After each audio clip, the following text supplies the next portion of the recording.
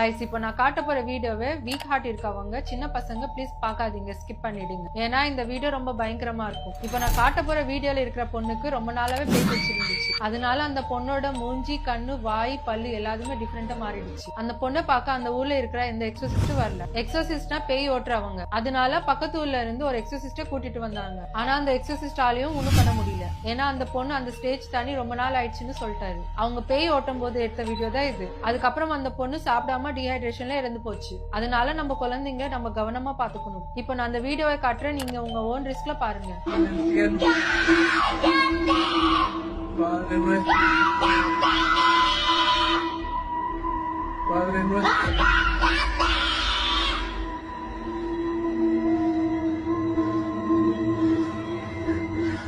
El que habita en la